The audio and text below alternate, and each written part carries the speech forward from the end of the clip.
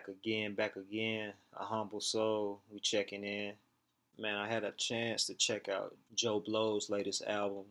It's entitled GOAT.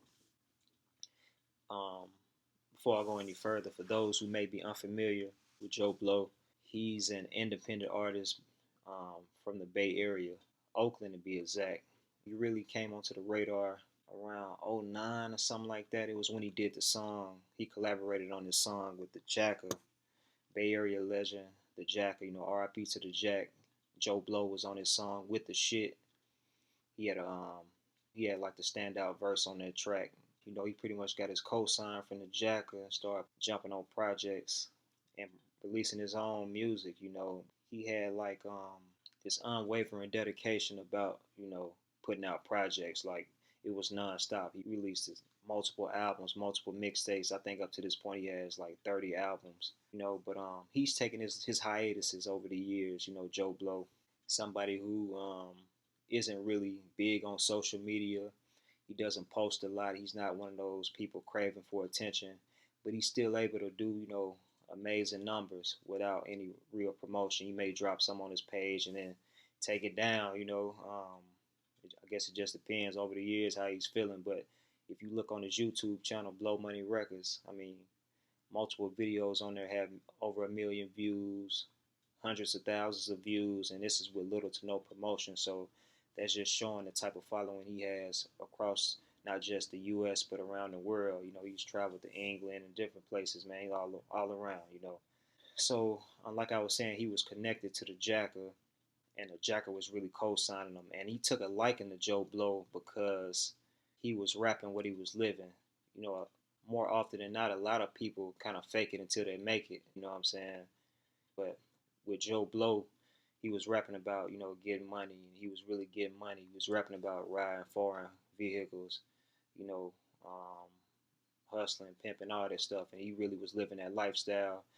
And to some people that may be meaningless, but when it comes to street-oriented rap, and people in that realm will really appreciate that. They're gonna gravitate to those types of people, especially if they talented. So it's one thing to be living at, it's another thing to be living at and be talented as well. Because it's a lot of street guys that try their hand at rap that really, could be better at another profession. I'll just say it like that. But Joe Blow is one of those people. If you haven't checked out his music, you definitely worth checking out if you're not familiar with him, man. But had the chance to check out his latest album, Goat, and he's talking about, pretty much what he talks about: the money getting, the hustling, the trials and tribulations he's been through being a father.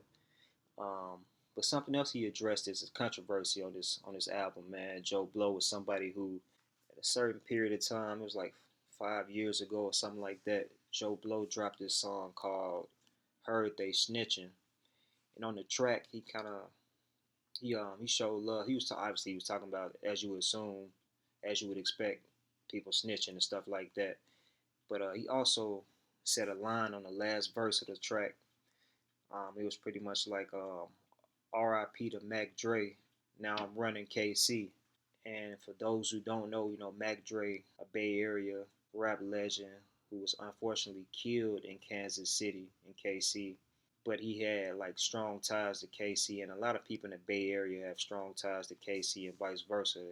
Um, so Joe Blow is somebody else who has did tracks with a lot of different KC artists, and he had a nice buzz out there, doing shows, the whole nine.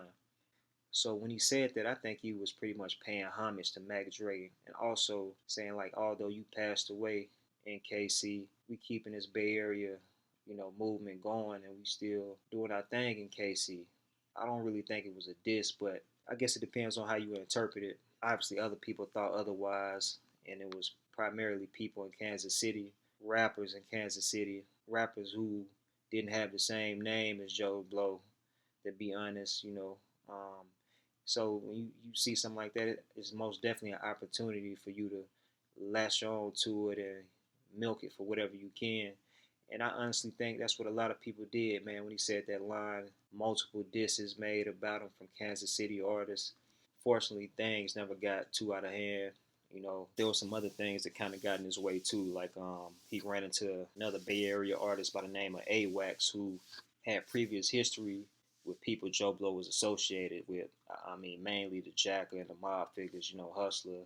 He ended up dissing AWAX in the song. But allegedly, after Jacker died, AWAX kind of deaded his issues with them, according to what Joe Blow says in the song. But they ended up bumping it. They ended up running into each other in this dispensary, I believe. And Joe Blow had like a pocket knife out, and AWAX was recording him. I guess he had a few other dudes with him that wasn't on camera, but they pretty much was just like recording Joe Blow as he was seen leaving the store. But yeah, man, Joe Blow, man, is most definitely a talented guy. His album is worth checking out. His catalog is worth checking out. He definitely has some music that I still listen to, that I vibe out to, man. On multiple albums, he got, like I said, it's like around 30 or something albums, man. But make sure y'all like the video if y'all messing with it. Hit the subscribe button. It's your guy Lewis checking in. Until next time, I'm gonna holler at y'all, man. 100.